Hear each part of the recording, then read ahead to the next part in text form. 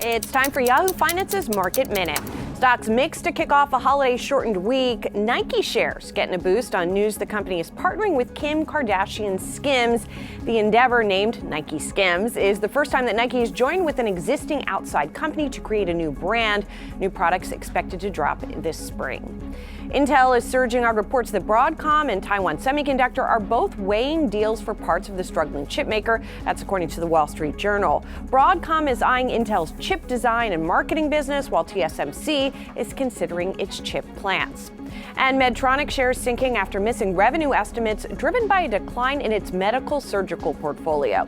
And that's your Yahoo Finance Market Minute. For more on what's trending on Yahoo Finance, scan the QR code below to track the best and worst performing stocks of the session.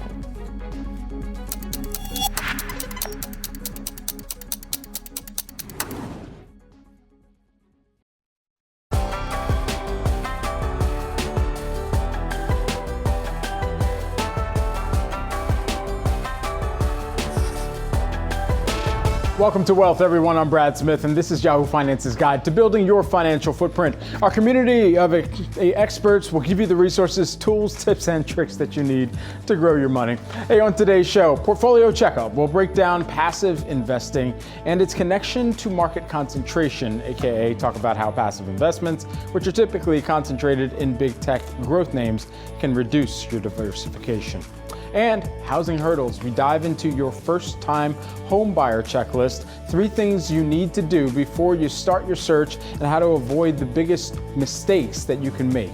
Plus, credit card balances are hitting another all-time high. The hosts of Yahoo Finance's Living Not So Fabulously join me to discuss 4 budgeting strategies to reduce your spending. All that and much more coming up during today's show. But first, we take a look at some of the market action. We're 90 minutes into the trading day. Stocks are mixed to kick off the holiday shortened trading week. Joining me now, we've got Andrew Graham, Jackson Square Capital Managing Partner. Great to have you here with us. According to the latest survey from the American Association of Individual Investors, bearishness is at the highest level since November of 2023.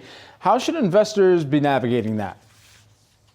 Thank you, Brad. Thank you for having me on. I think that's a contrarian indicator. Obviously, high levels of bearishness or elevated bearishness don't mean a ton until they get to extreme levels, and we're not quite there yet, but extreme levels of bearish sentiment on behalf of investors should be a bullish signal. It should be a reason to add exposure. So I don't think it's there yet. I think there's, we sort of feel like we're sitting in no man's land with regard to sentiment. I see there's a lot of length in the market, but I think that's expected considering that the growth data remains resilient and there's been a solid earnings growth in Q4. And so with bearishness at those levels, where does it seem apt to add on that exposure that you were mentioning? So it's tough to find, it's tough to find value in the market. You're trading at 21 times forward estimates. That's historically a high multiple. I think the Mag 7 names have underperformed year to date. They're up 2% year to date. The other 493 were up 4%. The fundamental reason for that, I think, is the spread on earnings growth, or at least expectations for earnings growth. So I think that group is probably going to underperform relative to others, and you got to find value elsewhere. For us, software looks like a place to be. So in December, we noticed the widest spread or the widest divergence between the performance of semiconductors and software stocks in history, and thought that at some point it's going to converge. And the reason for it to converge in our expectation was the AI inferencing phase would kick in. The DeepSeek news from a few weeks ago may have been that catalyst, and you saw some of those stocks start to outperform just coming out of that. So software is an area for us. Then we also find value in pharmaceutical stocks that have been held back, I think, by the RFK anxiety or whatever. And there's just a couple of names in there that we emphasize. So those are the 2 main areas. Andrew, you also talked about and alluded to some of the macroeconomic scenario here, and that largely takes me to the mind of the consumer as we've been continuing to evaluate that and different inflation readings, retail sales data, all of those things considered here. How are you looking at this week's retail earnings, getting a sense both of that macroeconomic backdrop, but also how investors should be playing some of these retail names? Yeah, we like Home Depot in retailing.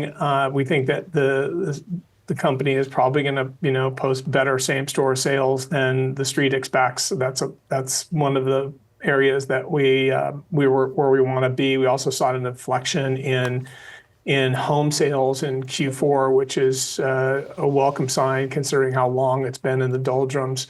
But yeah, we've got to make sure that the consumer stays in good shape for all this to work. Tariff risks potentially could hurt the lower income consumer that's already sort of reeling from 2.5 years of above trend inflation.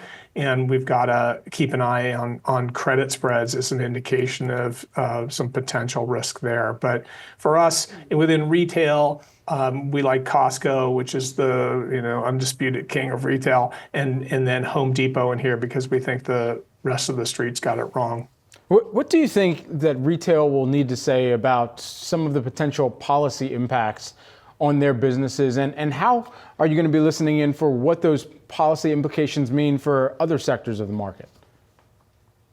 Yeah, so when you think of tariffs, maybe you think of retail as being the most impacted sector. They're going to pass, any plus tick in the cost of the goods off to the consumer, and so yeah, it's a consideration. I'm not so sure though that's the biggest consideration. It's been held back so much. The retailing names have been held back, and I think that's where the opportunity lies because these stocks are relatively cheap compared to the rest of the market. But yeah, finding the right places is important, and I don't think you need to be getting too cute here. We'd stick with the leaders and the ones that are the best managed in Costco and Home Depot. I got as cute as I can get for this show. Andrew, thanks so much for taking the time. Appreciate it. Thank you. Thanks, Brad. Certainly.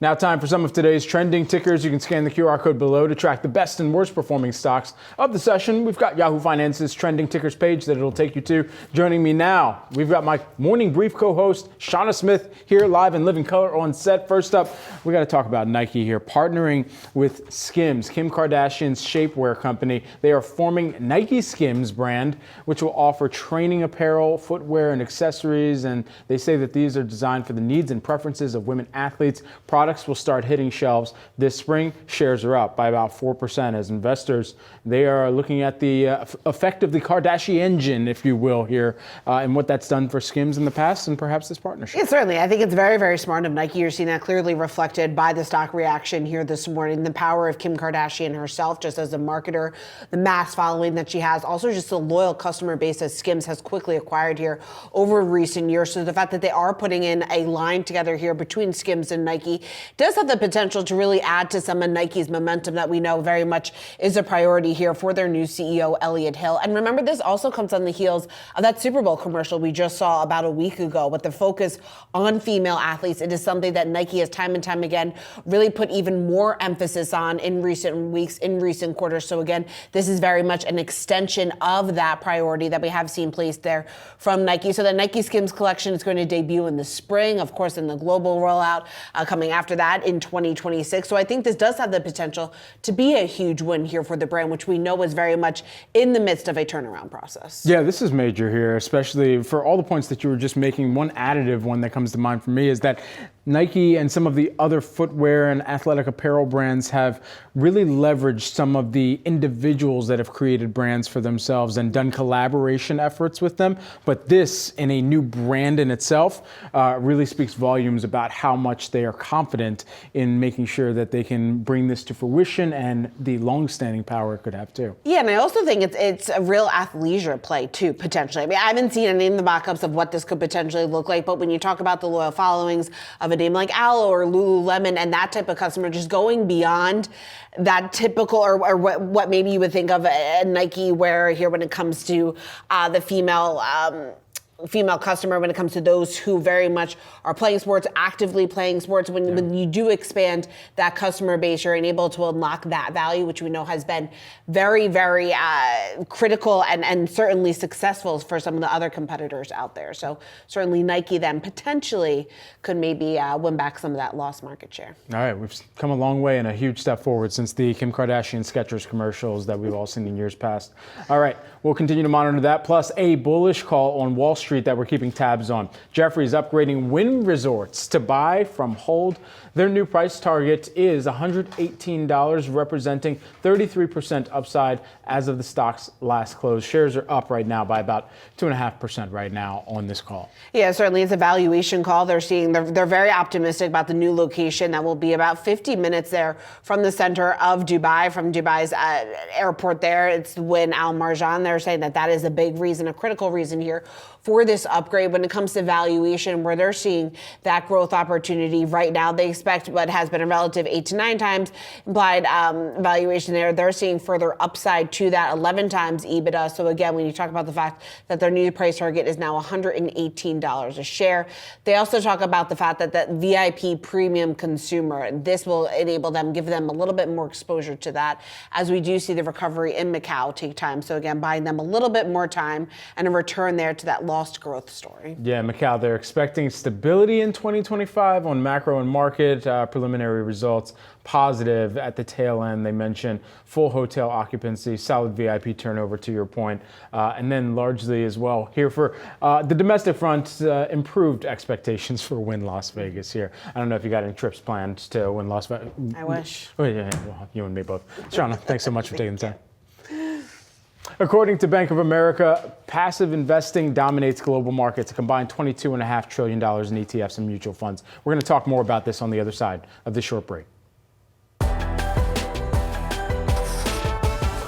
According to Bank of America, passive investing dominates global markets with a combined $22.5 trillion in ETFs and mutual funds. But the firm says passive investing represents a potential risk potentially as well here. Since most ETFs and mutual funds are market cap weighted, those investors are putting a lot of money into some of the biggest names. Think Mag 7 names like Apple, Nvidia, and Microsoft. And putting so much market share behind those big names reduces diversification. Here to explain and tell you what you can do about it, we've got Jared Woodard, who is the head of the Research Investment Committee and ETF Strategy at Bank of America. Jared, good to have you back on the program with us. First here, almost every person watching is probably invested passively in some of the biggest names on the street. So how can that present a risk to the market? Thanks, I'm glad to be with you. And it's a great question because this is such a crucial time. You've just passed a major inflection point in the equity market. Now, at this moment, more than 50%, I think it's about 54% in total of equity funds are invested in passive products that track passive indexes, which means all that money is allocated to strategies that will continue to buy the market without any strong connection to valuation or to earnings or to other fundamentals. If you think about the typical model of an equity market, what makes markets so efficient? Well, part of that efficiency comes from the discipline imposed by active investors, people who are seeking out good value opportunities, avoiding stocks that might be too expensive. That active process of seeking out new opportunities has delivered incredible returns in equity markets over the long term. The challenge today is that, from our perspective, the flood of money that's come into passive products, now dominating the lion's share of the market, is so disconnected from fundamentals that it does make investors less diversified than they've ever been before. It poses risks. Jared, I think we lost your mic. We're going to get the audio fixed just a second here. While we are taking a look at Jared's audio, let's just take a quick look at the markets here. As we are nearly 2 hours into the start of today's trading activity, we were mixed a moment ago. We are continuing to be mixed right now. The Dow is lower by about 0.1%. The S&P 500 holding on to gains of about 0.1%. And the NASDAQ composite flat, just barely to the upside right now. We will return to that conversation when we get the chance here. But switching gears, worries over high housing costs, mortgage rates, and tariff impacts weighed on builder sentiment during February, pushing the index down to its lowest level in 5 months. Here to break down the latest report, we've got Yahoo Finance's Danny Romero. Hey, Danny.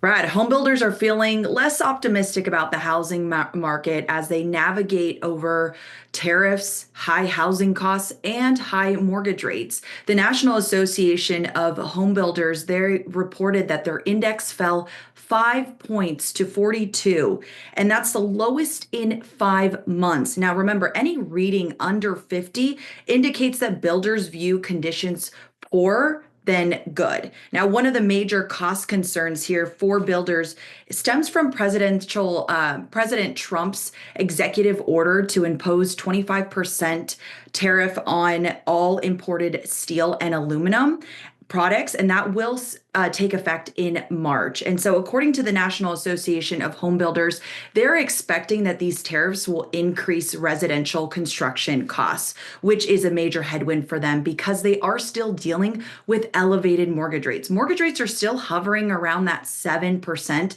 which is dampening demand. Also, an economist from the National Association of Home Builders says that they're expecting incentives to really weaken over the next few months because they're expecting that affordability will still be constrained. Brad? Denny, while we have you, there's a new report out from Realtor.com about the state of the rental market. What can you tell us there? Brad, renting is still more affordable than buying a home. And there's only 2 metros in the US that are more affordable if you are thinking about buying a home. And that's Detroit, Michigan, that's Pittsburgh, Pennsylvania. And the reasons why is that both cities have the lowest median listing price for a home, and that's around $230,000. So renters are still feeling the impacts of the rapid rent growth that happened in 2021 and in 2022. So for some context, rent, in January last month was $257 higher than it was in January 2020. That's according to Realtor.com's data. Now, there are only 3 metros in the US that are becoming less renter and buyer friendly, and that's New York, San Jose, California, and Detroit, Michigan. And that's because it requires more income, whether you are looking to rent or to buy a home. Danny, thanks so much for breaking these down for us. Appreciate it. Well, there is a lot of uncertainty in today's housing market with rates hovering just under 7%, home prices remaining high and continuing to grow, plus the potential impact from new policies under President Donald Trump. So this week, we want to ease the fears of potential home buyers by getting some key tips and tricks from real estate experts. Today, it's all about the first-time home buyer. And joining me now, we've got Jennifer Beeston, who is the Senior Vice President of Lending at Rate.com. Great to have you here with us on the program. First, we got to talk about the 2 biggest mistakes that you're seeing first-time home buyers make. What are they? So the 2 biggest mistakes are they just jump in. They go, I want to buy a house, and they start looking at houses. You really need to make sure you're doing a budget and you know what you can afford before you jump in. The second biggest mistake is they are not vetting experts. So they're just going with, oh, I met this person at an open house. They're nice. Oh, they told me to use this lender. And that can really affect what you pay for the house as well as your experience. Those are the 2 biggest mistakes I consistently see across America. Okay, and so what are the things that people should do before they start looking for houses? Number 1, sit down and take the time to really dream about what this house is. Why are you buying it? Are you buying it because you want acreage to grow your own food? Is it to stay in a school district? What is your main driver? Start there because that's going to be your touchstone. The next thing is, how much can you comfortably afford to pay? And that's going to be for your principal, your interest, your mortgage insurance, if you have it, property taxes and insurance. And then do a budget. And lastly, get a fully underwritten pre-approval from a lender and make sure you're working with someone that's going to ask you the tough questions like, hey, your debt to income's really high here. Are you sure you can afford this? Really having those conversations is so key. Absolutely. And so for the first-time home buyers that are out there, before they perhaps go even see homes, what are your 3 tips for those first-time home buyers?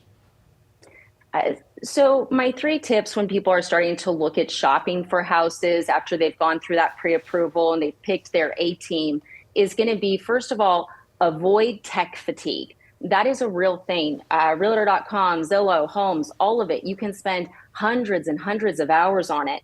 And all it does is it gets you to a point where you want to give up. So figure out what you want, circle the area, sign up for alerts, only look at that.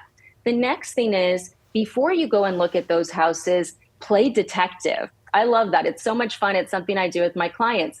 Look at the pictures, look for any potential problems, because when you're going through a house, you usually go fast. It's someone else's house. You're not going to be as comfortable. Check it out on Google Earth. Google Earth is something everybody should be exploring, because I've seen Google Earth really save some home buyers from making some big mistakes, like buying a house on a train track if they don't like noise.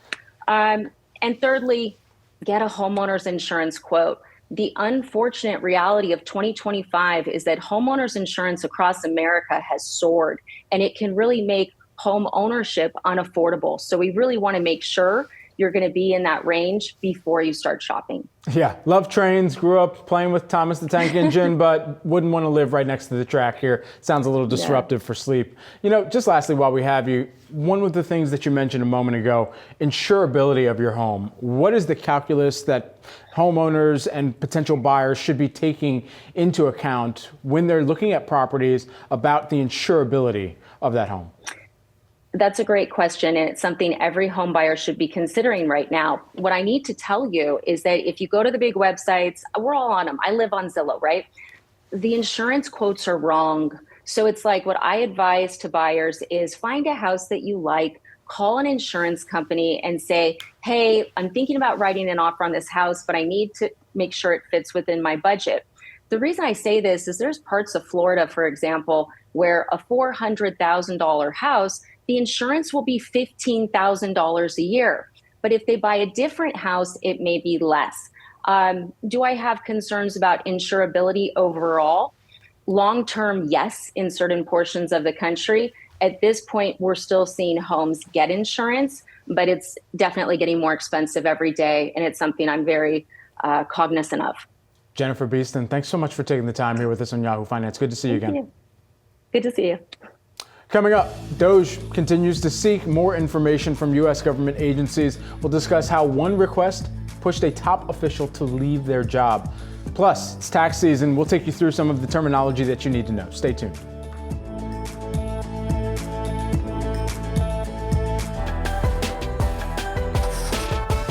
Let's get you a check of the markets. We are 2 hours into today's trading activity. The Dow Jones Industrial Average down right now by about 0.2%. The NASDAQ Composite, that is just barely holding on to gains by the hair of its chinny chin chin. It did cross into negative territory early in today's session. We have seen some hyper waffling though for the tech heavy average. Let's also take a look at the S&P 500. That too has touched both sides of the trade, both red and green today. It is positive right now by about 0.1%. We'll be generous and round that off too. Let's see what's happening under the hood with today's trading session. I'll get back to the NASDAQ 100, but taking a look at the 11 S&P 500 sectors, you've got energy leading the pack right now. That's up by about 0.9%. Pulling up the caboose though, you've got consumer discretionary lower by about 0.5% at this point. You've got more gainers than laggards right now. And so going underneath of the trade for tech right now, NVIDIA, they report earnings next week. You're taking a look at shares right now, up by about 1.7%. Apple and some of the other mega cap tech stocks, a little bit mixed right now here. Meta, this is the one that you should be focusing in on. It's been a record run that we've seen for Meta platforms here that we've been tracking. However, today it's down by about 2%. We'll see if it can claw back some of those deep declines that it's in right now here, just a shade off from some of that lake red and maroon red, if you will. That can't be said though for Autodesk. That is in maroon red. It's down by about 3.5% here on the day. And then just lastly, let's ride out with a look at the Dow 30 components here and now. As Luther Vandross would say, you are seeing a mixed picture. I'll put this on equal just so you could see what type of split we're looking at here. United Healthcare pulling up the caboose right now. That's down by about 3%. Nike leading the pack. Big partnership there with Skims. That is pushing shares higher by about 4.5%. We'll continue to watch all this activity as we move on throughout the rest of today's trading session.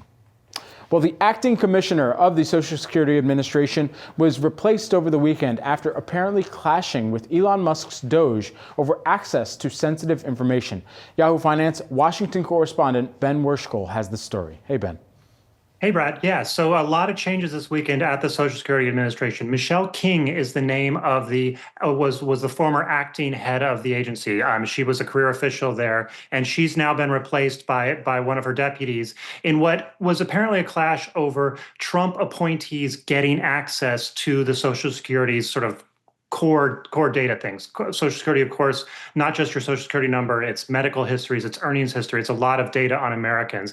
And that's the clash. This is sort of Musk's latest move as he kind of goes through Washington and all the federal agencies. It's a pattern here where he sort of seeks access that's pretty of all facets of American of these government agencies. But this, of course, Social Security, of course, represents the largest line item in the federal budget. It's a huge program that gives out over $1.3 trillion a year. What Musk and his folks say is this is about eliminating fraud. This is about what they claim are checks that are going out wrongly to either illegal immigrants, or, as they say, 150-year-olds. There's a lot of questions on how big those are. A big Musk critic I spoke to this morning, she says she's in touch with current officials, and Musk currently has access, in her words, access to everything. So everything that can. And this is more, she likened it more as a fishing expedition to kind of get through this and sort of get through the data that the government has. Either way, it's a sort of a setting up a major clash, and there's been a lot of lawsuits on Musk as he's gone through this. We'll surely see that in the days ahead. Ben, thanks so much. Really appreciate the breakdown and tracking the story as it continues to develop. Mm-hmm. We are a little under 2 months away from the tax deadline of Tuesday, April 15th, and we want to help you on your journey to file by breaking down a couple key terms. Here to help me out, we've got Andrew Gordon, partner at Gordon Law. Andrew, good to have you back on the program. There are two big components of taxes that can either lower the amount of tax you owe or lower your income, thereby lowering your taxes. Let's start with lowering your income, which is a deduction. Define a tax deduction for us and talk about how it helps. Yeah, thank you very much, Brad. It's great to be here. And although tax deductions and tax credits, people often use these terms interchangeably, they're actually very different. And knowing how to utilize these can mean more money in your pocket, greater refund come tax time. And so the first to be aware of are tax deductions. Tax deductions reduce your ordinary income. And so, for instance, if you're an individual, you can choose between the standard deduction or itemizing your deductions. And as an individual, for someone filing individually, that's $14,600, or filing joint, that's $29,200. But if you itemize, it depends on your actual expenses that you incur during the year. So it could be much greater than the standard amount. So what are some of the examples of common deductions? Yeah, Brad. So some of the most common ones, for instance, are charitable deductions that you incurred during the year. So if you had donated to a charity, make sure you get those receipts before tax time. We're only a couple months away, and a lot of people scramble before that deadline. But make sure you start preparing now and getting those receipts handy. The next is medical expenses. Now, there's a threshold that you must hit before you can start taking medical expenses, but this is another great one. Also, if you own your home and you pay a mortgage, you can take a deduction for your mortgage interest paid. The banks will typically send a tax form, so make sure you get that tax form and keep it handy for your accountant. And the last one, but perhaps one of the largest, is for state and local taxes. For those of you out here that are in a high tax state, places like California or even New York, you can get a deduction for the taxes that you pay in your state. So let's move on to tax credits. What are those and how do they work? Yeah, so again, it sounds like a similar word, deductions and credits, but they work very differently. While deductions reduce your income, tax credits reduce your actual taxes. They are a dollar for dollar deduction against the taxes paid, not your income. And so your income applies a tax rate to it when determining your taxes. But if you have a tax credit, you can actually take that dollar for dollar against the taxes paid. And so can you give us here some examples of tax credits? Yeah, one of the most common is education credits. So if you're attending college or if you have a dependent that's attending college, there's actually two different education credits that are available. And it's possible to maximize one over the other. So talk to your accountant, or if you're self-preparing, make sure you look at both of these education credits. The next one is the child tax credit. The federal government will actually give you a credit for having kids. And so while they may be more expensive, there are some benefits as well. The other one to be aware of is electric vehicle credits. So while it's nice to have a new car, you'll also get a tax credit at the end of the year as well. But you need to make sure that you keep all of your receipts, keep the invoices so that you can support that credit come tax time. And the last one to be aware of is that if you made home improvements, specifically energy efficient home improvements, these also act as credits against your taxes. Does my e-bike count as an electric vehicle? Perhaps that's too into the weeds here, but look, it's realistic for a lot of people who might be, in the gig economy and delivering for DoorDash or delivering for Uber Eats and whatnot. That's a great question. And the federal government actually has specific requirements on the type of vehicle for the credit. So my guess is probably not. All right. Thanks for entertaining the question nonetheless. Finally, let's help our viewers hack the system a bit here, making sure that they are being as efficient as possible when trying to save a buck or two. What's a tax loophole that people you've seen use to save money?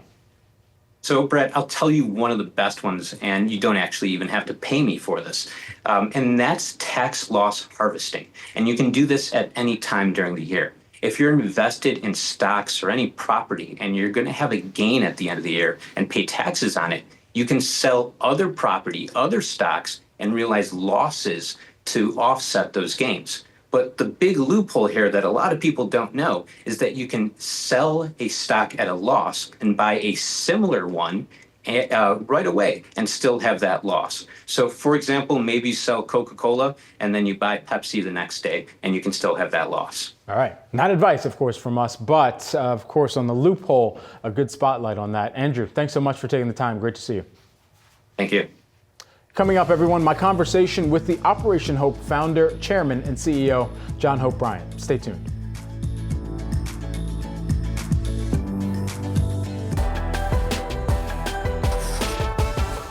This Black History Month, we're celebrating the power brokers in business, executives, entrepreneurs, and proven change makers who have advanced the economy and society. I spoke with John Hope Bryant, the founder and CEO of Operation Hope and the author of the book Financial Literacy for All, about the importance of financial literacy and how education is critical to AI-proofing your career. Listen. What we need is to reconnect education in the aspiration. So financial literacy and artificial intelligence. Because AI is going to change everything, and money is everywhere. These two things have to be fundamental. You shouldn't graduate from high school without a financial literacy degree and an AI certification. In Atlanta, every kid in Atlanta public schools has a Hope Child savings account in kindergarten. Statistics show if you have an account with $100 in it, you're 75% more likely to graduate from college.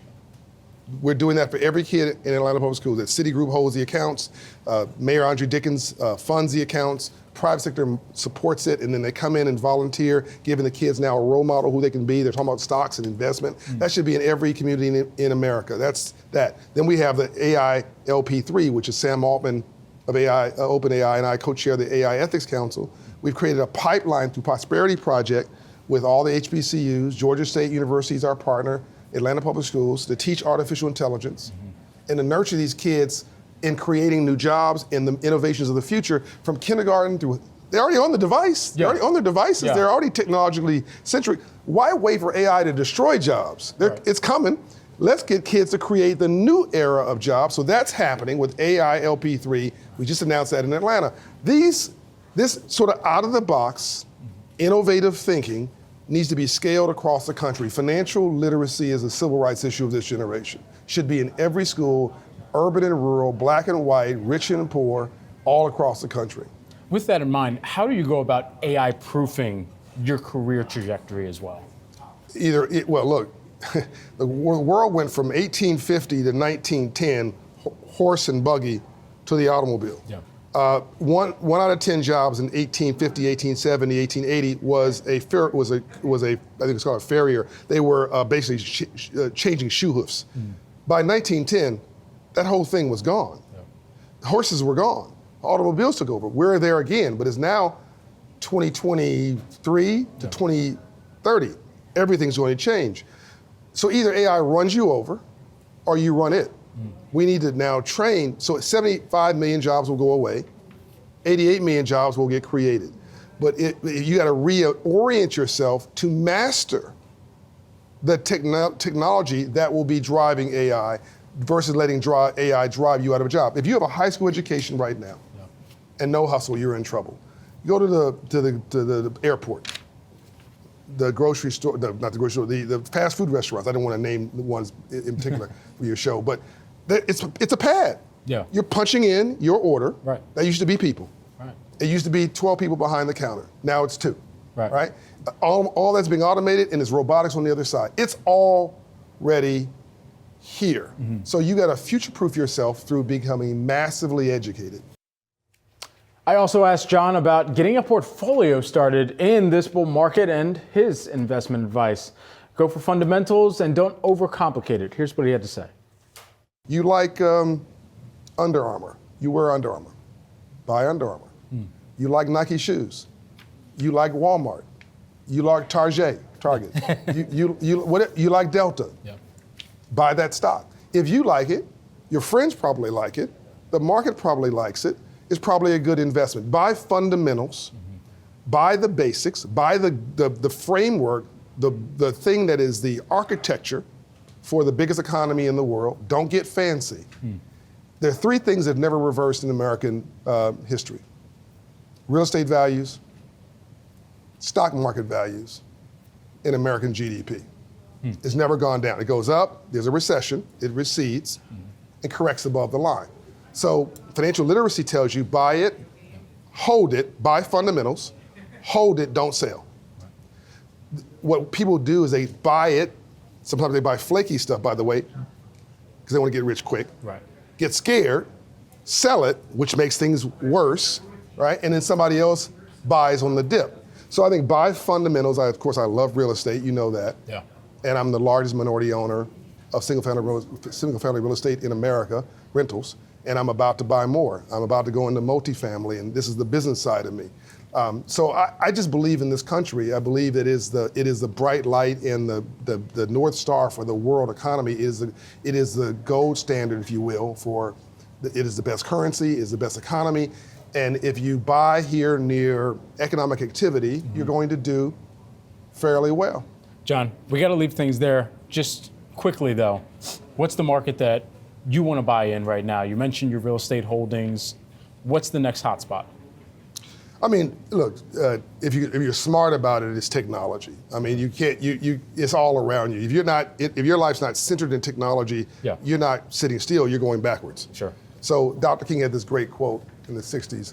The world is moving at jet-like speed, but we're moving at a horse and buggy pace. He was talking about social justice. By the way, it's someone would argue we're at that inflection point again. Yeah. But I think if you understand that today we've gone from a discussion in the streets to a discussion in the suites. The color's not black or brown race, black or white race, or white or red or blue politics. It's really green. So it's economics. And what does the future look like? Well, a third of this economy is healthcare. A third, give or take, is finance. A good chunk of it's real estate. Technology is like the grease flowing through all those gears. So I think if you can look toward the future and believe in it, and then say, where would I like to see myself in it? That then gives you some sense of where I think you want to put your bucket down and invest. At least that's what I'm doing. Coming up, we're breaking down a few budgeting strategies that you might want to try. That's next on Wealth.